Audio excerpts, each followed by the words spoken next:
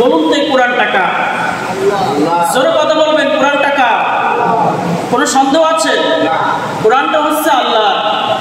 আচ্ছা, এই কোরআনটা বলুন তো পৃথিবীর ইতিহাসে কেউ কি বন্ধ করতে পেরেছে? এই কোরআনটা কেউ কি পৃথিবীর ইতিহাসে বন্ধ করতে পারবে? আপনি আমাকে গ্রেফতার করেন, আমাকে জেলে দিন, আমাকে রিমান্ডে দিন, আমার শরীর তস নস করে ফেলুন, তারপরও দেখুন আমি মারা গেলে আর একজন কোরআনের কথা বলবে কিনা? বলবে। তো এই কোরআন হচ্ছে এমন একটা জিনিস, এই কোরআন পৃথিবীতে মানুষ যত আসছে সব মানুষ মেরে ফেলা দেওয়ার পরেও এই কোরআন বিচ্ছিন্ন করা যাবে না। যাবে না। কোরআনকে গুলি করে হত্যা করা যাবে না। এই কোরআন হচ্ছে পৃথিবীর একমাত্র কিতাব, যে কিতাব বিশ্বনবীর প্রতি অবতীর্ণ হয়েছে। কার প্রতি? বিশ্বনবী সাল্লাল্লাহু আলাইহি সাল্লামের প্রতি অবতীর্ণ হয়েছে। সেই কোরআন আপনি বাংলার জমিন থেকে কোরআনের দলকে নিষিদ্ধ করেছেন। বাংলাদেশ জামাত ইসলামী এদেশের বুকে প্রচুরপনায় ভেসে আসা কোনো যে বন্যার পানিতে ভেসে যাবে, জোরে কথা বলুন, ঠিক কিনা? কি ভেসে আসা কোনো দল? কথা বলেন না কেন? ভেসে আসা দল? ভেসে আসা কোনো দল নয়। এদেশের বুকে পূর্ণ 1 শতাব্দী ধরে তারা জামাত ইসলামী যারা করছে, ইসলামী আন্দোলন যারা করছে, তারা অন্যায়ের বিরুদ্ধে, অসত্যের বিরুদ্ধে তারা সংগ্রাম করে আসছে কিনা বলুন?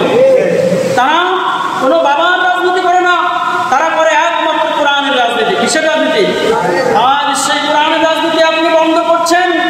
আপনি শুনে রাখুন, কোরআন কারীমের মধ্যে আল্লাহ তাআলা বিভিন্ন জায়গায় ঘোষণা করেছেন যে এই রাজনীতি বন্ধ করা যাবে। বন্ধ করা যাবে? জোরে কথা বলবেন, বন্ধ করা যাবে? বন্ধ করা যাবে না। এই কোরআনের রাজনীতি বন্ধ করতে চেয়েছিল ফেরাউন। কে চেয়েছিল?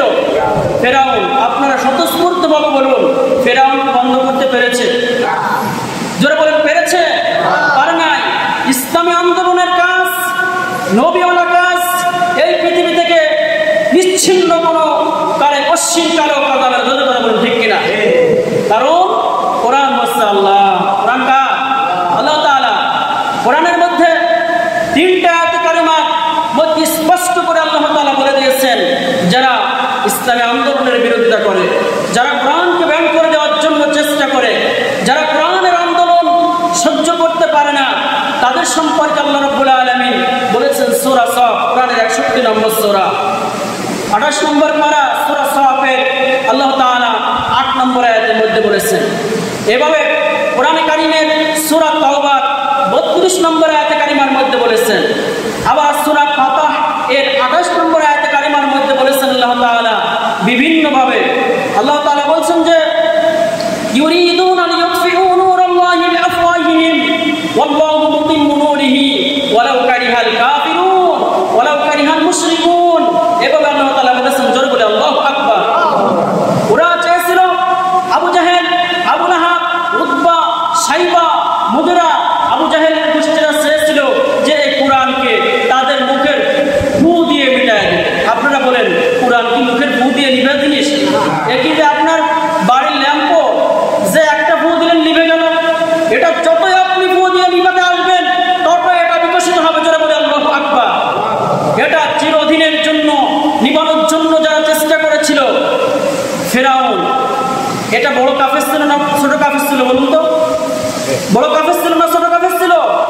অনেক বড় মাপের একজন কাফের ছিল, অনেক বড় মাপের একজন জালেম ছিল। এই ফিরাউনও এই কোরআনের মুখের ফু দিয়ে সে নিভানোর চেষ্টা করেছিল। তো এই ফিরাউন পৃথিবীর ইতিহাস থেকে নিচ্ছিন্ন হয়ে গেছে। এই কোরআন পৃথিবীতে টিকে আছে। কোরআন পৃথিবীতে আছে না? এই কোরআন যারাই নিভাতে এসেছে তাদেরকে আল্লাহ রাব্বুল আলামিন ইতিহাসে একেবারে নিম্নতম নিকৃষ্টতম জাতিতে পরিণত করেছেন। জোরে বলে আল্লাহু আকবার। আল্লাহ তাআলা আছেন না?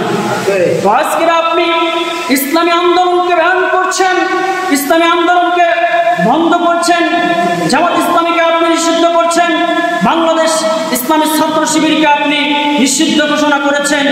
বাংলাদেশ ইসলামী ছাত্র শিবির এমন একটা সংগঠন যেটা শহীদি কাফেলা হিসেবে পৃথিবীতে বিবেচিত, যে তারা রক্ত দিতে জানে। কি দিতে জানে? রক্ত দিতে জানে।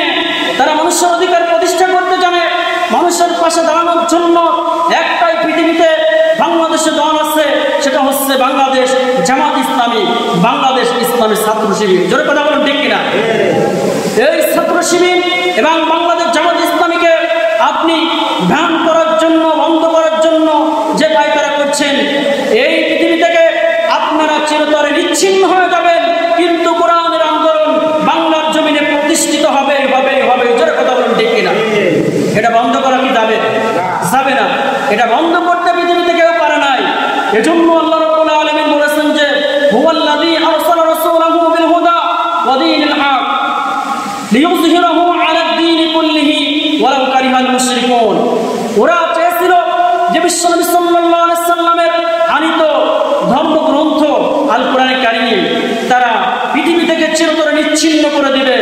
হে রাসূল, আপনার মাধ্যমে আমি জানাই দিতে চাই, আপনাকে আমি হেদায়েতের বাণী দিয়ে, আপনাকে আমি কোরআনের বাণী দিয়ে এই পৃথিবীতে প্রেরণ করেছি। কোরআনের বাণী দিয়ে এই পৃথিবীতে আপনাকে আমি এনেছি।